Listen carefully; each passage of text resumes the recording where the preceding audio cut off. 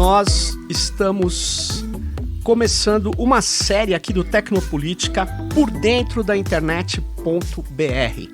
E para conversar sobre o futuro da internet, ou seja, o futuro da governança da internet, nós estamos aqui com um dos pioneiros da internet no Brasil, que é engenheiro eletricista pela Poli, o presidente do NIC-BR, Demi Guetchko. Então, Demi, obrigado por você participar desse episódio.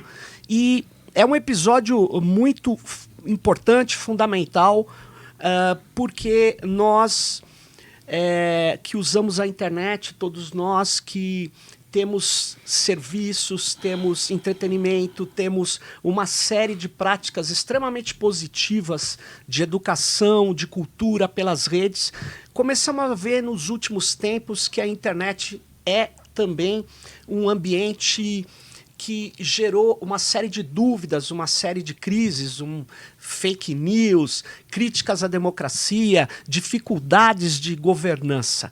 E por isso que muitas pessoas dizem, olha, nós precisamos regular a internet, precisamos regular as plataformas, e nós resolvemos discutir nesse episódio com o Demi Guetchko, que foi um dos construtores dessa rede aqui no Brasil, porque não tinha nem internet ainda, porque a internet é uma rede de redes, né, Demi? Então você fez a conexão do BitNet, na verdade, era isso? É isso. Então, eu queria perguntar para você o seguinte, a internet é regulada, Demi?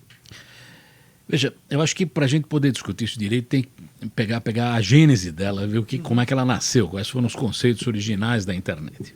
Como bem falou o Sérgio aí, nós começamos primeiro ligando redes acadêmicas em geral, o pessoal da academia precisava de contato com os colegas, né? Tudo começou evidentemente na área acadêmica em 87, 88. Uhum.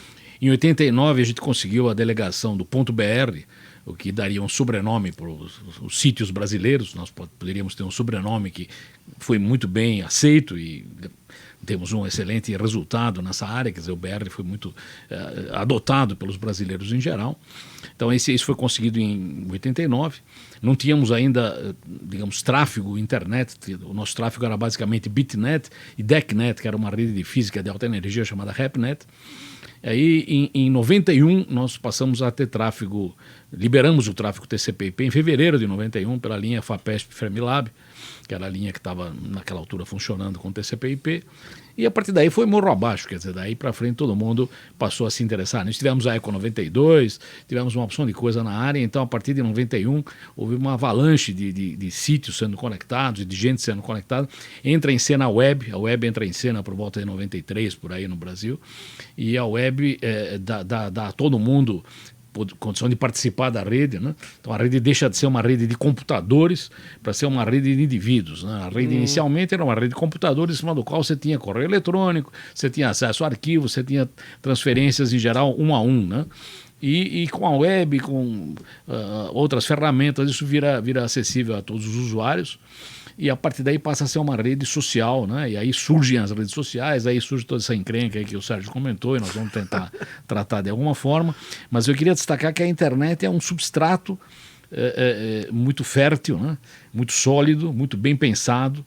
E em cima dele crescem coisas que podem ser excelentes árvores frutíferas, podem ser ervas daninhas, podem ser tiriricas, podem ser qualquer coisa, mas isso não se confunde com o substrato. Quer dizer, a nossa grande intenção é preservar o substrato, preservar essa plataforma em cima do qual as coisas crescem e morrem, e cada coisa que cresce ou morre tem seu mérito e seu demérito, isso tem que ser tratado separadamente. Então, meu ponto aqui seria distinguir o que é a infraestrutura em cima da qual coisas são construídas, das coisas que são construídas nela, que tem, como eu falei, méritos e deméritos próprios. A infraestrutura em si foi feita desde o começo com um ambiente específico do final dos anos 70, 80 nos Estados Unidos, que era um ambiente da contracultura, digamos assim. O pessoal envolvido eram os acadêmicos na época, os universitários da época, e o projeto de rede era uma rede que fosse sólida, usando rede de pacotes, tecnologia de pacotes, que era recém, digamos, aquisição da parte de telecomunicações, usar tecnologia de pacotes, e uma rede que não tivesse um centro de liga-desligas único, porque assim não seria sujeita a alguém apagá-la. Então a internet não tem como ser derrubada, porque ela não tem um ponto central nevrálgico que se cair, ela cai. Ela não tem isso. Então ela é uma rede que tem uma extrema resiliência, para usar uma palavra que está muito em moda, no sentido de que ela resiste a qualquer coisa. Tem várias frases importantes na área, por exemplo, uma delas dizendo que a internet interpreta, por exemplo, censura de um trecho como um defeito técnico e procura contornar. Ela sempre procura contornar algum tipo de óbice que se encontra em algum lugar. Então essa infraestrutura, por enquanto, é única e a gente pretende, eu gostaria que ela fosse preservada única. É muito interessante essa sua descrição, né? E essa separação aí do que é essa infraestrutura e das coisas que as pessoas podem criar sobre ela. Mas essa infraestrutura, o que é exatamente? Quem governa essa infraestrutura da internet? Bom, essa infraestrutura, ela tem, de novo, mais de uma camada. Existe uma camada física, porque as coisas têm que andar em cima de algum lugar. Essa camada física é basicamente provida por meios de telecomunicação. A grande jogada foi fibra óptica, né, que ainda tem um limite não explorado de avanço, quer dizer, a fibra óptica nos deu uma banda gigantesca. Para vocês terem uma ideia, a banda da linha da FAPESP era 4.800 bits por segundo. Isso não é absolutamente nada hoje, mas para nós, para correio eletrônico, era bom para Juju, porque só tinha texto, não tinha imagem. Né? Quer dizer, hoje você põe milhões de vezes sobre isso e ainda considera pouco. E fibra óptica resiste, o que é ótimo isso aí. Além da fibra óptica, existem comunicações onde você não consegue chegar com fibra via satélite, tem a moda aí de satélites de baixa órbita que dá menor latência, tem as velhas comunicações via cabos metálicos e coisa assim. Então essa é uma infraestrutura física de telecomunicações. Em cima dela existe uma coleção de protocolos que são desenvolvidos por consenso pela comunidade técnica desde o começo. Essa comunidade técnica é conhecida como IETF, o Internet Engineering Task Force, que é um pedaço de um conjunto de instituições que cuidam da ortodoxia da internet e que cuidam, digamos, de elaborar protocolos que sejam sólidos e adequados.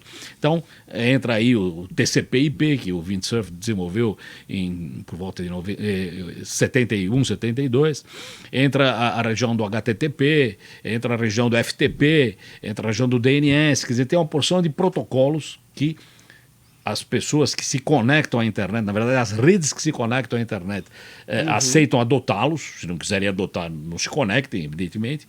Isso são digamos, voluntariamente aceitos, porque existem 3 reuniões por ano que discutem essas coisas.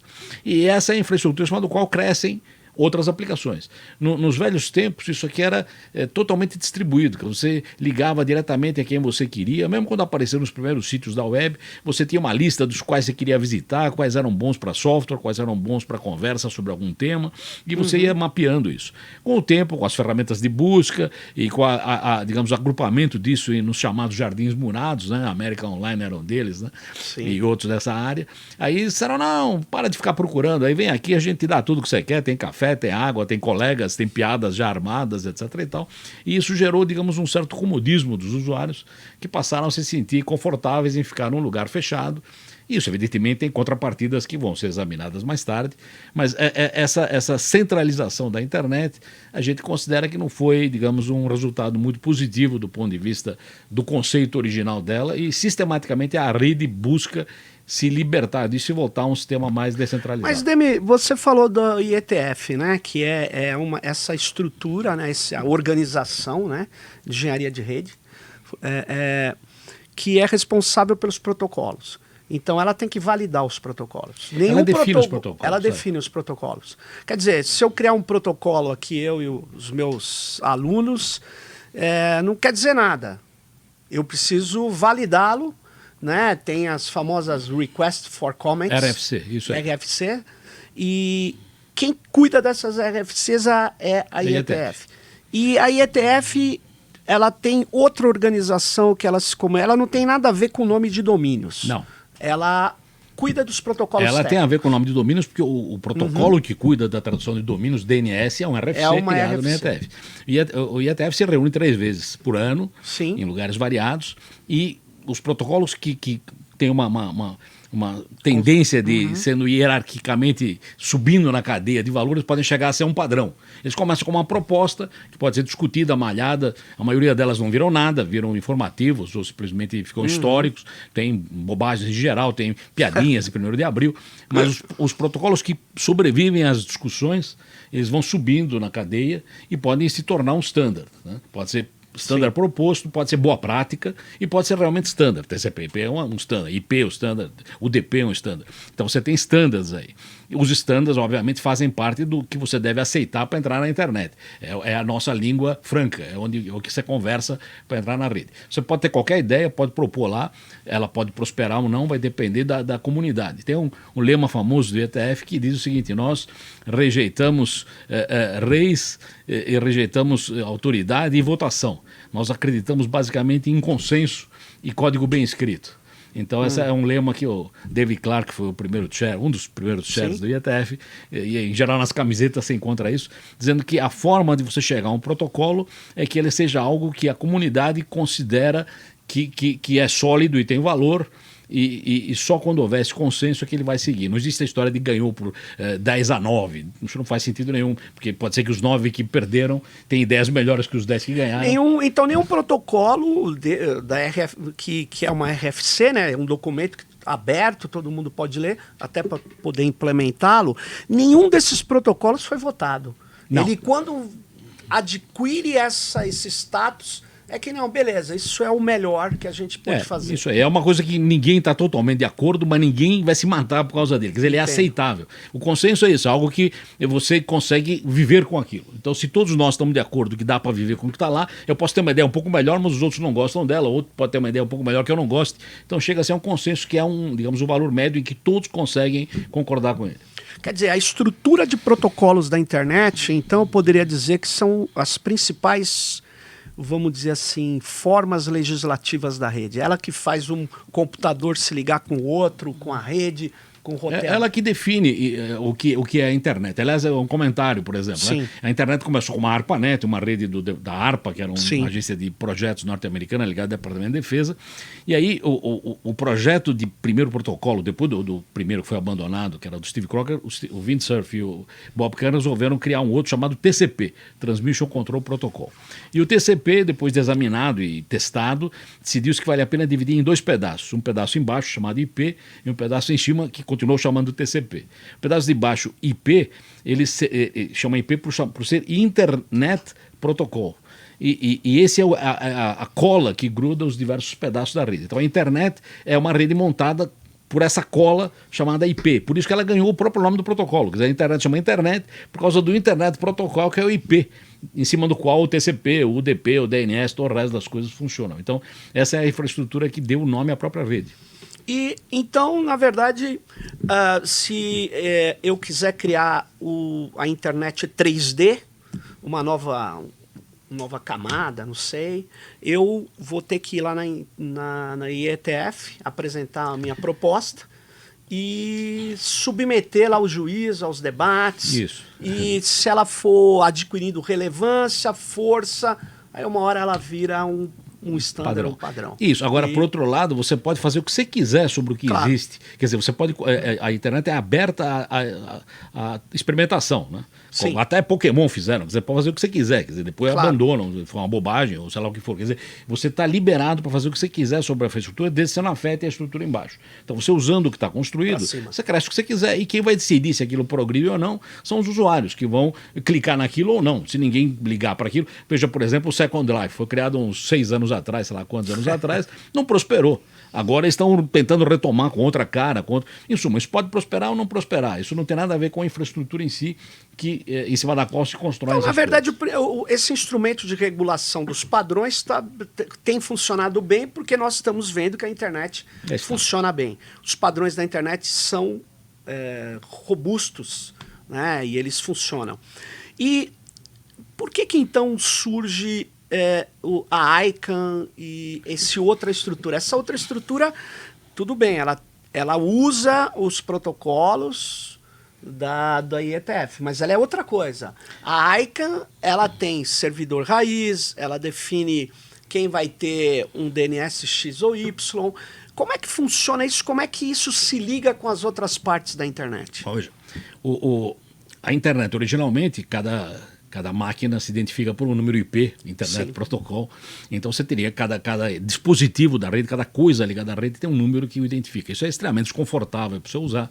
Então, em paralelo a isso, foi se imaginando uma estrutura em que você pudesse, de uma forma mnemônica, hierárquica e unívoca, chegar a essa mesma máquina. Então nós temos uma máquina aqui, NIC-BR, é o nome do local aqui, a máquina pode chamar alfa.nic.br.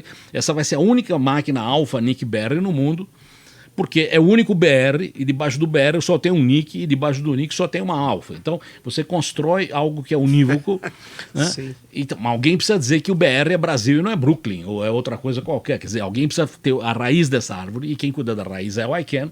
O ICANN nasceu do John Postel, que é o cara que nos deu o BR, já falecido. Então o ICANN simplesmente cuida dessa estrutura em árvore, que é a estrutura que define univocamente uma forma mnemônica de você associar um nome a um número, né? Então, isso é construído de forma a ser unívoco. Eu espero que não apareça um outro BR. Se aparecer um outro BR, você vai ter duas árvores, uma que é do Brasil e outra que é de Brooklyn. Daí você não sabe qual das duas está referindo. Aí vai ser uma ruptura da estrutura de nomes da internet. Além disso, a ICANN também serve para distribuir números IP, porque enquanto os nomes têm a ver com a administração, por exemplo, todas as máquinas que terminam em NIC-BR são cuidadas pelo NIC. Elas podem estar aqui, podem estar no Peru, podem estar em Fortaleza, no Japão. Nós temos máquinas na Alemanha, temos máquinas no... Mas se são NIC-BR, nós é que estamos cuidando. Agora, se elas estão na Alemanha, ou no Japão, ou nos Estados Unidos, da mesma forma que a telefonia acontece, né, o DDI delas é diferente. Então, o IP delas depende do local onde estão. Onde elas estão. Então, o número da máquina depende da região onde ela está, porque os IPs são entregues em blocos para regiões. Então, nós temos, evidentemente, um bloco IP, outros também têm blocos IP. Se nós temos uma máquina na rede de alguém na Coreia do Sul, por exemplo, nós temos que usar um IP deles, não podemos usar um IP nosso. É uma coisa que, se eu tenho um número em Rio, o Rio é 021, São Paulo é 011. Eu não posso usar 011 no Rio, não vai dar certo. Isso não quer dizer que as famílias se separam. A família todos os Guimarães são da família Guimarães. Um pode estar no Rio, outro pode estar em São Paulo. Então, essa estrutura de como você distribui os IPs, alguém tem que cuidar. Então quem fazia isso era a IANA também, era o Postel originalmente. A IANA é um pedaço agora da ICANN, então a distribuição de IPs, a ICANN distribui para as regionais. Por exemplo, nós temos o LACNIC na região latino-americana, e as regionais distribuem para os países. Alguns países têm autonomia, o Brasil e México nessa região tem autonomia dos IPs, porque a gente é até anterior ao ICANN, ao ICANN e ao LACNIC. Então nós recebemos os IPs, distribuímos, outros pedem diretamente ao LACNIC. Então os demais países pedem ao LACNIC, enquanto para nós eles nos dão um bloco e nós distribuímos, e o México também, com autonomia na região do Brasil. Quer dizer que a Europa tem uma outra estrutura. A Europa tem outra estrutura, tem um consórcio que distribui IPs na Europa. Eu agora não vou lembrar o nome do negócio, mas é uma outra estrutura. Ou seja, Demi, os IPs eles seguem uma lógica regional, local, geográfica. E o DNS é uma lógica hierárquica, né? Isso, de administração. Respeita tudo que está debaixo do ponto BR, tudo que está debaixo da administração, é isso. Tudo que é USP-BR é referente à USP. A USP. Não interessa se está em Ribeirão Preto, no Amazonas. Mas para eu achar USP, eu antes tenho que achar o BR. Antes tem que achar o BR. E é por isso que tem um servidor raiz. Então, exatamente. Quando você entra na rede do nada, você tem escrito em pedra o endereço de 13 servidores raiz. Existem 13 servidores raiz que a ICANN cuida, e esses servidores são a única coisa que você precisa saber na vida, porque você vai neles e pergunta e eles vão te endereçando. Então você vai perguntar onde é USP-BR. Eu não sei, mas eu sei onde é BR. Então, vai mandar para nós. Aí vão dizer, onde é o USP-BR? Vamos, tudo bem, USP-BR eu sei onde é que é. Você quer agora poli-USP-BR, precisa perguntar para o USP, porque eu não sei onde é que é poli, mas eu sei o USP-BR. Então, essa é uma resolução que é... Quando você fala mandar para nós é onde? A pergunta. A pergunta, claro, mas você pergunta ao BR. Eu mando para quem, Demi? Para o registro BR? O registro BR é o servidor DNS. Esse servidor nós temos replicado em vários lugares. Como eu falei, tem na Coreia, na Alemanha, nos Estados Unidos. A gente tem replicações disso, porque se alguém na Europa perguntar onde é que está o USP-BR, é ruim ele vir até aqui. Talvez ele possa resolver localmente. Então, o DNS é uma estrutura cooperativa. Nós temos troca de tráfego cooperado. A Alemanha tem um servidor aqui. Se você quiser perguntar um negócio termina em DE, nós respondemos. Você não precisa ir até a Alemanha. Então, isso é uma coisa que vem da origem da internet. Mas você atualiza isso? Não. Ou você não, eles atualizam. Claro. A gente tem a máquina aqui, eles atualizam. A gente não entra no conteúdo. A gente Sim. está simplesmente dando Tudo o que é recurso. ponto .de, Alemanha, pergunta para ele. Sim, mas eventualmente pode perguntar aqui, porque ele pode ter uma cópia aqui. Nós temos, Tá. como nós temos cópia lá. Então isso facilita o trânsito e, digamos, racionaliza o trânsito. Você não, se você está na Europa, não tem sentido você vir até a América do Sul, perguntar onde é que está uma máquina que termina em BR, você pode resolver por lá. Entendeu? Ou seja, então tem uma estrutura que funciona muito rapidamente, porque ela tem E é funcionado, cooperativa. E é cooperativa. E não tem custos, que cada um paga os seus. Então, na verdade, eu só queria entender por que são 13 servidores raiz? Porque é o que cabia num pacote único para você fazer uma pergunta. Quer dizer, eles comprimiram ao máximo o nome, mesmo assim, 13 nomes cabiam num pacote só. Pra você diminuir o tráfego. Então virou 13. Virou 13. Mas eles todos Só que hoje tem todos têm replicações. espelhos. Não, tem um monte de espelhos. Nós temos Sim. dos servidores, nós temos replicações aqui, uns 70 pontos aqui em São Paulo, no Brasil. Mas essas replicações, Demi, elas têm que se atualizar de tempos em tempos. né? O chefe, quer dizer, o main, quando ele atualiza, ele replica para os demais. Quer dizer, a gente recebe a Na atualização hora. instantânea. Instantânea. É. Muito legal. Então, na verdade, nós temos uma estrutura da internet que é bastante complexa, né? Você tem toda uma parte técnica que é definido por consenso e ETF, você tem uma distribuição de domínios e de IPs, que a ICANN está lá, e tem alguma outra grande instituição que é essencial para a internet funcionar, Demi? Então, veja, para a internet, nessa estrutura que eu falei, é isso. Tá. Agora, sobre isso, e aí tem uma opção de problemas. Veja, primeiro ponto grave, ou não grave, ou característica disso, é que isso não respeita fronteiras. Isso é uma coisa que é transfronteira. Essa infraestrutura que eu falei vaza no mundo inteiro como se fosse um tapete cobrindo tudo. Na verdade, é uma coxa de retalhos, são diversas Claro. redes.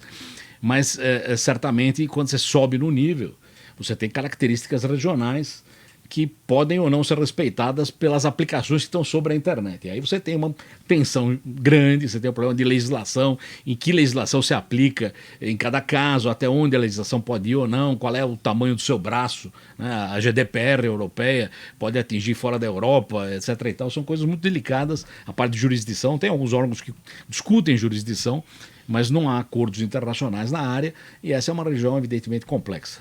Ou seja, na hora que você começa a falar que tem que valer a lei do seu país diante dessa infraestrutura sociotécnica, vamos dizer assim, as coisas dão conflitos, né? E aí vem o problema da regulação. A regulação da internet, que está sendo reivindicada, né? Muitos falam regular a plataforma como se fosse regular a internet.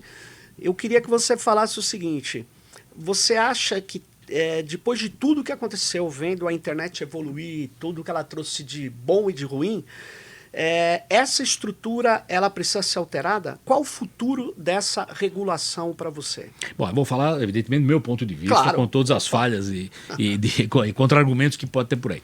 Eu vejo aí, nessa história, não da infraestrutura em cima, mas das construções que teve isso, eu vejo dois pontos que você devia atuar, ou pelo menos poderia atuar. Primeiro ponto óbvio, né, é se houver uma concentração de poder econômico. Existem leis que impedem que você monopolize algo porque isso te dá um poder além do ponto. Tem uma lei antitrust norte-americana, no exemplo típico do caso das Bell Labs dos velhos tempos. Sim. Quer dizer, você pode dizer, olha, desculpe, nesse caso você está extremamente concentrado e precisaria de alguma forma diluir ou dividir isso em pedaços ou coisa assim. Isso é mais ou menos o que o DMA europeu tenta fazer, é uma linha. A outra linha, e aí eu tenho, digamos, divergências com uma opção de outra gente por aí, eu acho o seguinte: nós deixamos que essa infraestrutura, essa superestrutura sobre a infraestrutura, tomasse algumas atitudes.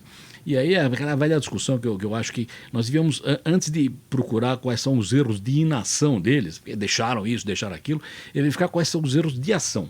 E eu vou dar um exemplo simples. Quer dizer, todo mundo usava correio eletrônico nos velhos tempos, é uma Sim. excelente ferramenta. O que incomodava no correio eletrônico, não no começo, mas depois, incomodava as spam. Quer dizer, eu comecei a receber coisas que eu não queria, que ninguém queria me mandar, e de repente era um truque, de repente era uma armadilha. A internet não foi projetada para segurança, ela desde o começo. Tanto que, por exemplo, o SMTP, Simple Mail Transfer Protocol, lembra correio normal. Quer dizer, você não precisa garantir que o Sérgio Amadeu, que mandou e-mail para mim, eu não sei se é ele mesmo ou não. Claro. Não dá para garantir isso. Como correio, se eu jogar uma carta no correio, ela vai ser entregue. E se você escreveu que quem está mandando é o Papa Bento XVI, vai chegar. E não é, tá certo? Então, bom, em suma, no correio eletrônico, emulou-se o correio tradicional E o pessoal aproveitou para fazer, por exemplo, ataques no sentido de compre isso, compre aquilo, ou entre em tal lugar e vai ter um problema ali, etc. Então, quando eu entrava em redes sociais dos velhos tempos, eu seguia quem eu queria seguir, quem queria me seguia, mas lentamente até, provavelmente por modelos econômicos, para aumentar o retorno, você passa a receber coisas dizendo, olha, esse também parece do tipo que você gosta, você segue o Serginho, mas tem esse e-mail da Maria, que não é o Serginho, mas é interessante. Quer dizer, nós passamos a aceitar que algoritmos, ou seja, a ação, né, nos enviasse coisas que nós não pedimos. Então, se eu recebo algo seu, eu acredito que ninguém tem o direito de impedir que eu receba algo seu, como é o velho correio, como é a velha telefonia. Ninguém pode dizer, não, esse e-mail do Serginho não pode ser entregue a você porque contém mentira. Isso é um problema entre eu e o Serginho. Agora, se eu recebo um e-mail que é um cara que eu não sigo, ou se eu recebo uma mensagem, um Twitter, o diabo que for, de um cara que eu não sigo, por que isso veio a mim? Quer dizer, quem decidiu que eu devo receber aquilo? Essa é, na minha opinião, um problema de ação. E esse terreno estaria mais ou menos aplainado, porque nós resolvemos, em parte, pelo menos, o problema do spam no correio eletrônico. Então, se nós começássemos a dizer o seguinte, por que você está tomando atitudes de tirar o perfil do cara e dizer, não, você gosta mais de isso ou daquilo, então toma mais disso ou toma mais daquilo. Essa é uma atitude, digamos, é uma posição ativa delas, por conta de um algoritmo que não precisa ser mal intencionado em si, mas pode gerar coisas ruins. Então, quer dizer, eu acho que esse é o ponto que nós deixamos correr. E aí nós vamos atrás dizendo, você me mandou um treco que não é verdade. Bom, de novo, se você me mandou um treco que eu estou seguindo, você não tem que entrar no mérito. Né? Se o Serginho me liga no telefone e me xinga, é um problema entre eu e ele. Posso até processar ele, mas é um problema nosso. Eu não vou processar a telefônica. Agora, se a telefônica me manda um telefone de um cara que eu não tenho a menor ideia quem seja, porque eles decidiram que me interessa, aí eles têm parte da culpa no processo. Então, se você não começar a limpar essa área, não deve ir atrás dizendo, não, você devia verificar o que está me mandando. Nos velhos tempos, era proibido o intermediário saber qual era o conteúdo. Hoje, a DSA europeia está praticamente exigindo que o cara saiba qual é o conteúdo para que impeça o conteúdo. Eu acho que nós estamos, na verdade, dando mais poder do que tirando poder. Mas essa é uma discussão muito complicada que não dá para resolver. Mas, por exemplo, Demi, nesse teu exemplo do correio, sem dúvida nenhuma, o carteiro, ele não tem nenhuma culpa de te entregar uma ameaça de morte dentro da carta. Evidente. Agora, nós estamos num mundo de redes sociais, plataformas. Sim. A plataforma não é a internet, a plataforma não é a web, a plataforma é uma empresa Sim. que tem um tamanho hoje considerável, para você ver, né? Eu participei de uma tentativa de fazer uma alternativa ao Facebook, que se chamava Diáspora. Era um rotundo e contundente fracasso. A gente tinha, sei lá, talvez mais de 100 mil pessoas, mas 100 mil pessoas no mundo das redes sociais online é nada. E, na verdade, você tem hoje um Facebook, um TikTok, enfim, e eles têm uma postura que eles dizem que são espaços públicos, de debate público, e, ao mesmo tempo, eles não querem se intrometer nesses fluxos de dados, né? E aí que vem as ameaças, as fake news, as coisas todas que a gente viu. Não sei, você acha que essas plataformas necessitam ter uma regulação específica que não é a regulação da internet, a regulação das plataformas? Bom, de novo, a minha opinião, eu acho que a primeira coisa que tem que fazer é ter uma taxonomia aqui, porque o que você falou de intermediário tradicional ainda existe na internet. Certamente a telefonia continua a internet tradicional. Claro. Talvez alguma coisa de mensagem, tipo o WhatsApp, que teoricamente tem criptografia ponta a ponta e que não te manda nada além do que você receberia dos seus correspondentes, seja uma coisa paralela com o que era o correio e que era a telefonia. Agora, se o carteiro, em vez de me trazer a carta e me entregar, ele põe a carta num pôster e sai andando na rua com essa é a carta do Serginho, isso não é o correio tradicional, você entendeu? Pode ter a carta, pode ter uma ofensa que eu mandei a você, mas toda a rua viu, toda a praça viu. Então, essa é uma diferença. Então, de novo, se o intermediário é um intermediário tradicional, no sentido que ele não entra, ele devia ser, inclusive, vedado de saber qual é o conteúdo que ele está transportando, esse cara devia ser infenso, imune ao conteúdo. Ele não é responsável por aquilo. Se esse conteúdo não só é conhecido, como ele usa o conteúdo para dizer quem deveria ver, no sentido que o algoritmo, esse é um tema que o Serginho gosta, vou passar para ele também. Veja aí que coisa interessante. esse é uma atitude ativa. Então, esse não é o tradicional intermediário que a seção 230 americana previa em 96. Então, se a gente não fizer uma taxonomia disso, a gente vai misturar alhos com bugalhos. Quer dizer, eu não imagino que alguém vai querer agora regular correio tradicional, não tem o menor sentido. Nem mesmo correio eletrônico não tem o menor sentido. Dizer, não, esse e-mail eu não vou entregar porque esse e-mail me parece esquisito. Não, estou mandando e-mail, a responsabilidade é minha. O cara não gostou, ele vem para cima de mim. Você, correio, não tem nada a ver com o peixe. Agora, se você está olhando aquilo, porque aí você vai aproveitar e mandar uma propaganda, você começa com as boas intenções de negócio, isso pode ter efeitos colaterais que você não prevê.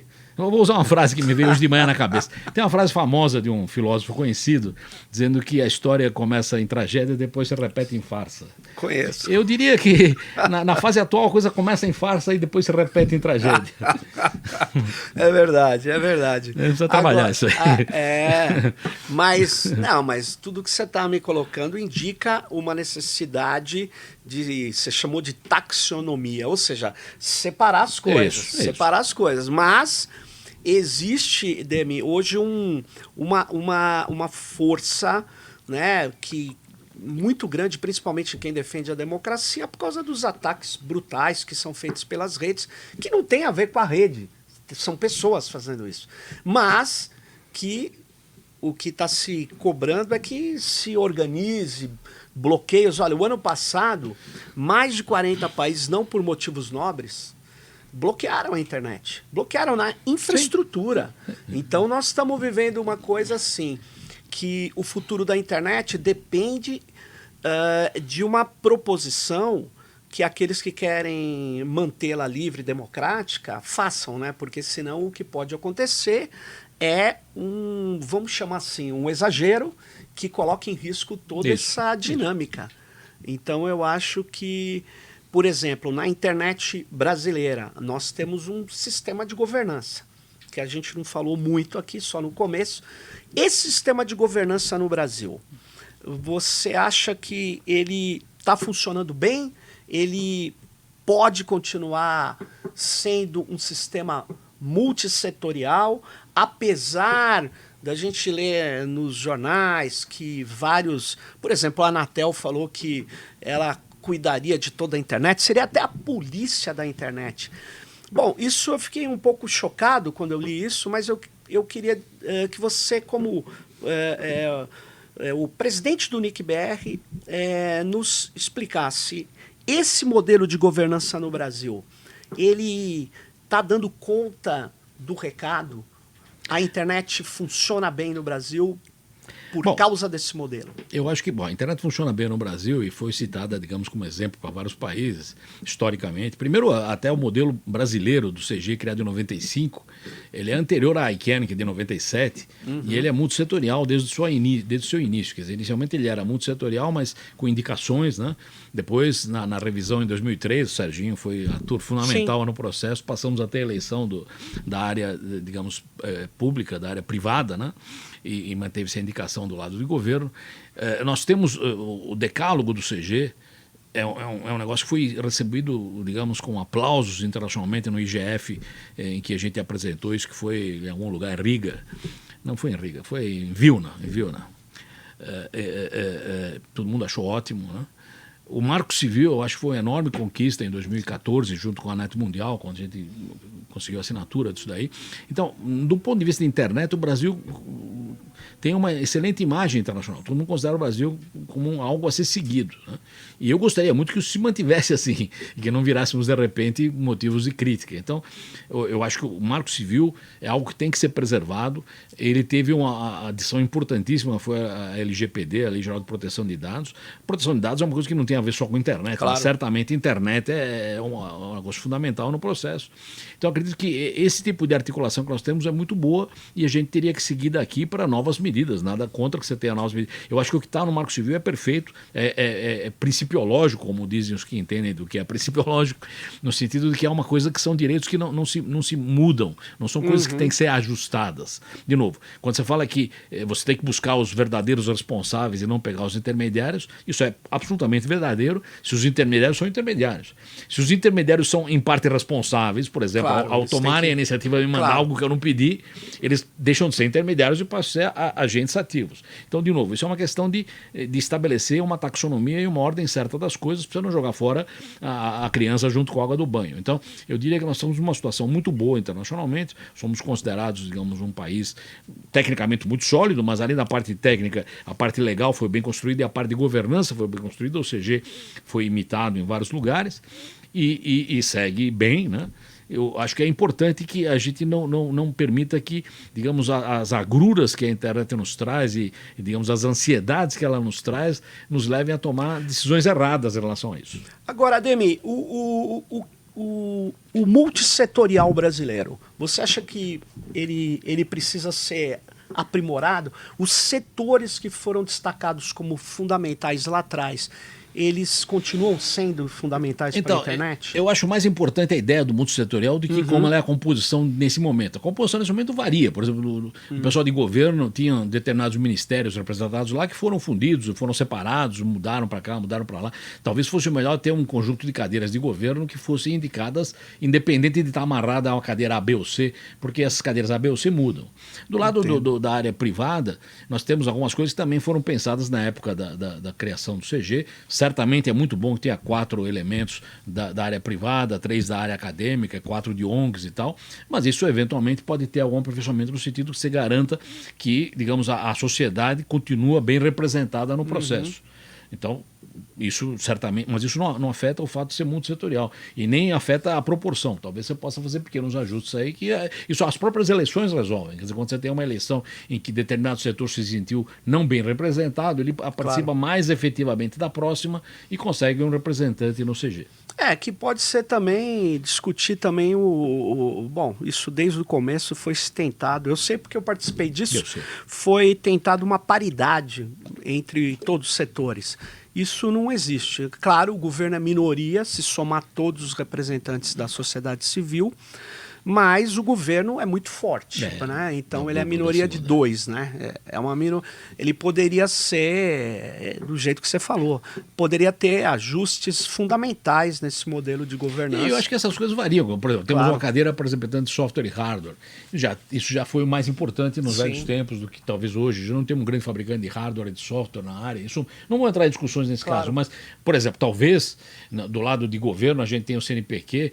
Podíamos ter talvez a RNP no lugar do CNPq, que é uma área de redes, então alguns ajustes que pudesse trazer mais gente da área técnica. Mas esse é um comentário, de novo, solto.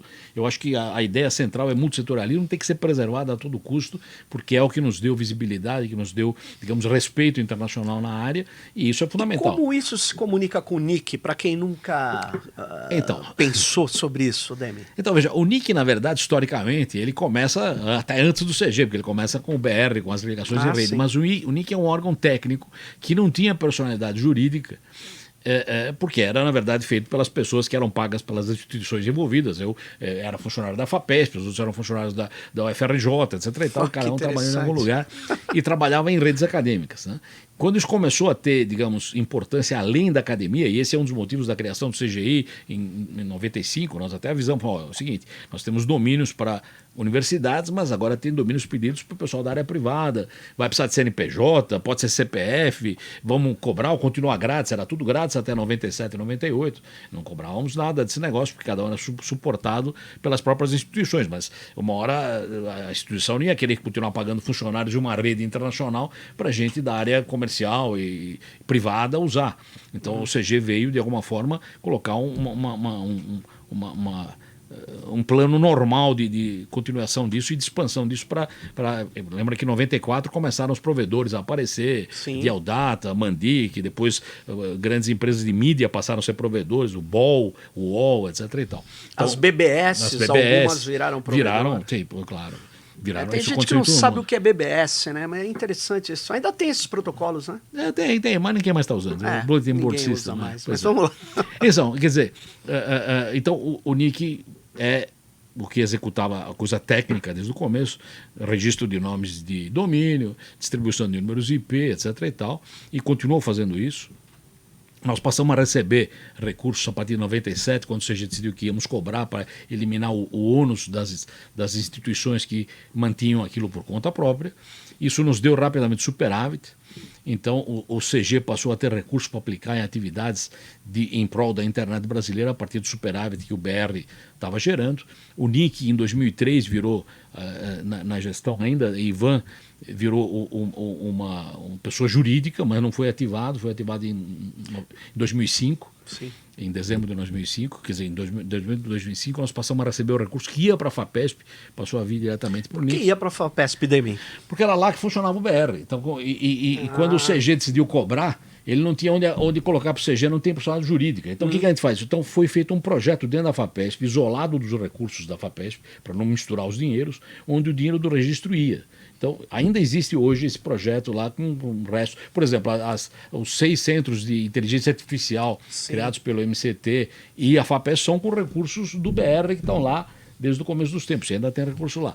A partir de 2005, esse recurso passou a ser canalizado para a pessoa jurídica da empresa privada, sem fins de lucro, NIC-BR, que foi criada com uma instituição específica ligada ao CGI. O CGI é a nossa Assembleia Geral, mas nós somos a área técnica, nós não discutimos, nós trabalharíamos com o Marco Civil e sem o Marco Civil, nós trabalharíamos com o decálogo e sem o decálogo. A internet. Nós continuamos tocando o BR e os IPs. Claro que para nós é muito melhor que exista e a gente defende isso, né, Marco Civil e tudo mais, mas NIC como instituição é uma instituição técnica cuja função é operar pontos de troca de tráfego, gerar boas normas de segurança para a rede, fazer estatísticas sobre a rede, cuidar de protocolos em geral. E distribuir os IPs e números de domínio. Nomes de domínio. Isso. Então, o NIC ele faz essa operação técnica, mas ele também pode receber orientações ou indicações do CGI. Então, por exemplo, se existe um projeto que pode ser lançado e é uma boa ideia, vou dar um exemplo. Tá. Pontos de troca de tráfego. O que são pontos de troca de tráfego? Bom, se eu quero mandar... eu sou uma instituição, quero contratar uma banda para ter acesso à internet. Eu contrato 100 mega. Desses 100 mega, claro, não entra no mérito. Desses 100 mega, 20 vão para a Europa, 10 vão para os Estados Unidos, e 20 vão para o outro lado da rua, onde tem um jornal ou uma outra universidade com quem eu troco o tráfego. Qual o sentido de eu contratar 100 mega, que podiam ir todos para a China ou para a Europa, para atravessar a rua? Então, a ideia foi, eu não quero ir até a Europa e voltar para acessar a instituição do outro lado da rua. Isso não é bom nem para mim, nem para a rede. Então, as áreas metropolitanas poderiam fazer, digamos, acordos locais em que esse pessoal troca tráfego a custo zero, muito baixo, porque estão todos na mesma região. Eles chamam pontos de troca de tráfego metropolitanos. Nós criamos isso aí por volta de 98, por aí, mas depois foi desativado na FAPESP, e então o CGI topou a ideia, falou, não, vamos pegar parte dos recursos que existem no NIC, então o NIC tem direito de usar esses recursos, não só para nomes de domínio, porque evidentemente nós temos que usar os recursos para manter os servidores DNS funcionando e tal, mas nós poderíamos usar isso para fazer um projeto específico de pontos de troca de tráfego. E para você ter uma ideia, o ponto de troca de tráfego de São Paulo é o primeiro do mundo em tráfego, não é um bom, é o melhor que tem. Passamos da Alemanha, primeiro do mundo. Passou Frankfurt durante a pandemia. Olha. E ainda mantemos a posição. Então, deu certo esse negócio. Quer dizer, por isso que a rede brasileira em particular é bom. Quer dizer, quando você tem um ponto de tráfego tão grande assim, o pessoal de São Paulo resolve o tráfego aqui. Não precisa ir para lugar nenhum para resolver o tráfego. O ruim disso é que o pessoal de outros lugares do país prefere vir até aqui, porque aqui tem... É a velha história, se eu tenho um grande shopping que tem muita loja, é melhor, sei lá, do que tentar montar uma lojinha local. Então nós estamos fazendo um esforço agora grande para que esse pessoal não precisa vir. A Fortaleza já é um bom ponto de troca de tráfego, Rio Grande do Sul, Porto Alegre... Salvador tem uma iniciativa que a gente inclusive apoia, que chama Open CDN, quer dizer, uma situação em que nós levamos... Porque na verdade o cara vir até aqui, ele vem até aqui porque tem atração de tráfego aqui, tem tráfego para trocar com todo mundo. Por que você iria para Salvador se lá tem só um provedor local? Você não iria. Então, se você conseguir levar a atração de tráfego lá, ele resolve-se por lá, não precisa vir até aqui. Então, essa é a iniciativa do OpenCDN, que está indo bem também, que é um ponto de troca de tráfego com esteroides, tá certo?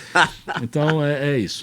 Então, essa é uma iniciativa nossa. Outra coisa, estatísticas. Quer dizer, desde o começo do projeto do novo CG, o CG devia saber como está a internet brasileira. Para fazer isso, você tem que ter estatísticas que são comparáveis com outras estatísticas mundiais. Então, nós temos 13, 14 anos do CETI, que tem reunião hoje lá embaixo sobre isso, onde o pessoal discute estatísticas. Isso aí estão estatísticas muito bem, digamos, elaboradas, comparáveis com outras coisas do mundo, como como são as crianças na internet, como são os pais, como é a empresa, como vai a IA na internet. São coisas que a gente tem feito. Então, isso a gente não faz por conta própria. A gente propõe isso ao Conselho do NIC e ao CG para dizer, podemos alocar recursos nessa nova área? Então, podemos ou não podemos?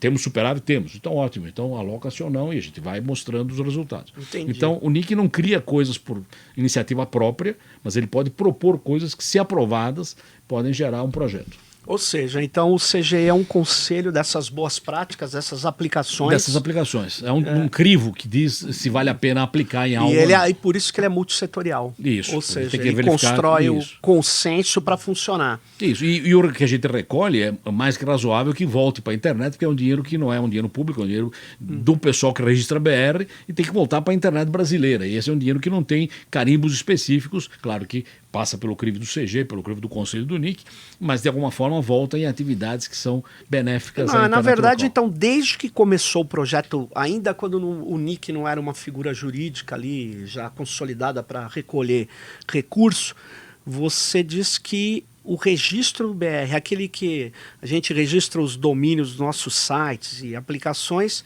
ele sempre foi superavitário. Bom, ele era grátis até um certo tempo, ele não era superavitário. Desde que ele passou a ser cobrado, em 1 ano e meio ele virou superavitário, porque a gente ia comprar servidores e tal, e rapidamente começou a gerar recursos, né? E nós somos um dos mais baratos do mundo. O BR não é um domínio caro, é um domínio barato, porque não temos nenhum interesse em gerar uma receita absurda, não tem nada disso. A gente quer se sustentar e, evidentemente, o que sobra, né, a critério do CG, é devolvido em atividades em prol da internet brasileira. E isso tem garantido que a internet no Brasil tenha um padrão. Eu desconheço algum problema que tenha tido no registro de domínios. Não. E isso funciona porque a gente tem os domínios aqui todos com segurança, com agilidade e tem backups fora do Brasil. Então, exatamente. O DNS brasileiro é replicado em vários lugares do mundo e em vários pontos de troca de tráfego brasileiros. Nós temos várias replicações dentro do Brasil e várias replicações no mundo. E a gente tem, então, com isso, muita redundância e, como você bem colocou, não tivemos saída do ar em nenhum momento, nem nas pandemias, nem nada disso.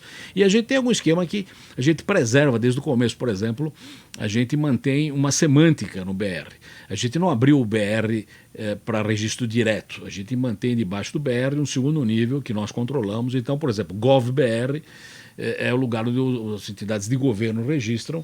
Nós repassamos isso ao Ministério do Planejamento. Ele é que decide quem vai ficar debaixo do GovBR. Nós não entramos no mérito, mas só o pessoal que eles decidem ficam debaixo do GovBR. Então, esse é um domínio dentro do BR, mas fechado, específico para uma determinada aplicação. Para governos. Isso. Da mesma forma tem, sei lá, EngBR para engenheiros, ArcBR para arquitetos. Algum deles é aberto, outros não é aberto. Mas nós temos uma coleção de segundos níveis, de forma que, por exemplo, se existe um engenheiro chamado Sérgio e ele registra Sérgio EngBR, nada impede que exista um médico que também chama Sérgio que registra Sérgio MEdBR. Então a gente permite, inclusive, homonimia pelo fato de ter... Mas esse MED e esse Eng, ele é feito aqui. É feito aqui. É feito aqui. Isso. Então, é diferente do Gov, né? Não. O Gov também é feito aqui, só que o Gov tem porteira.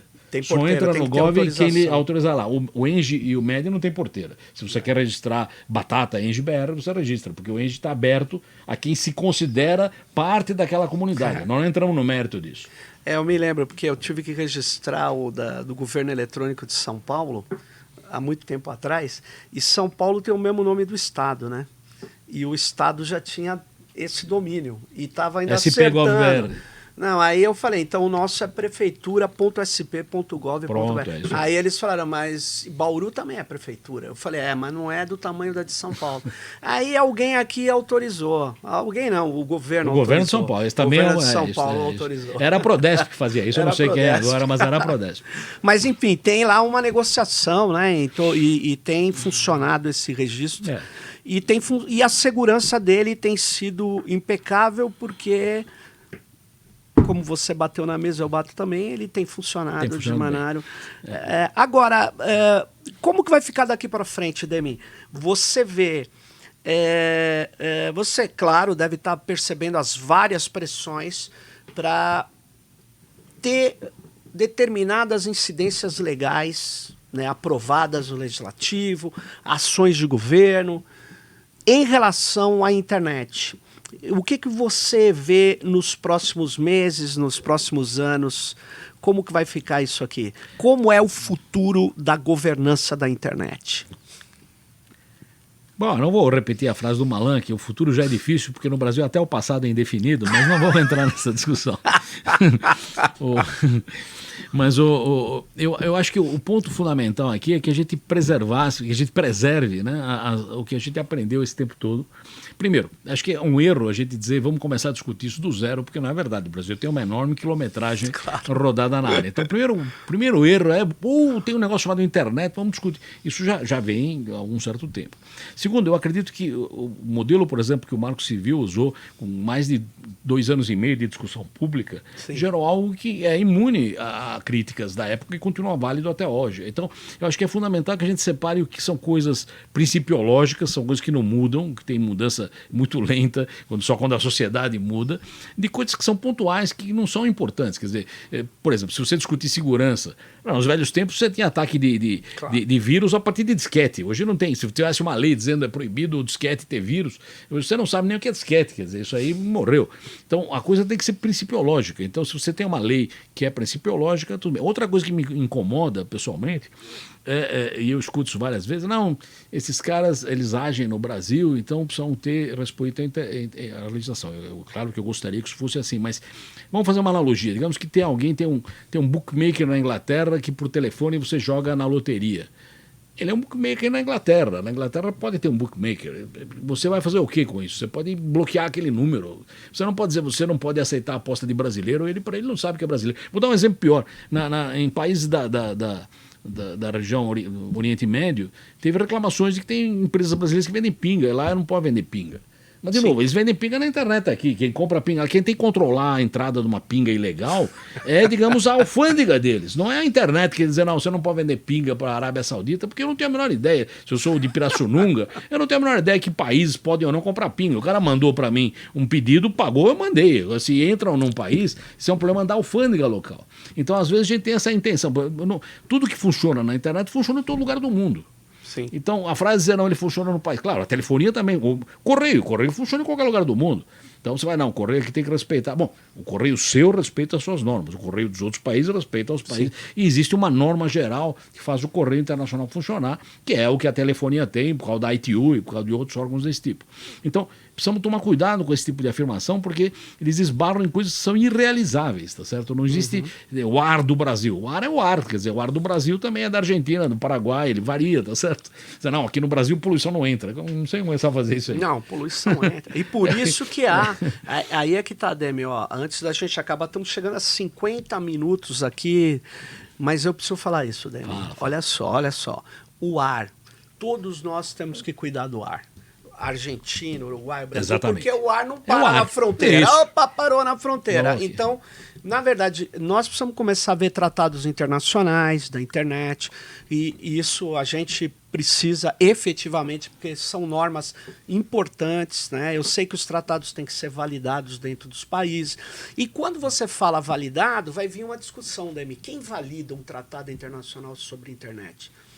Porque a internet, ela, como nós vimos, ela não foi construída só por estados nacionais. Não, ao contrário, ela tem, a gente pega até descrições de diversos pesquisadores, mostra que tem um peso grande do Estado norte-americano, nós sabemos, mas tem também comunidade acadêmica, científica, privada, acadêmica, tudo, os hackers, comunidades de usuários, enfim.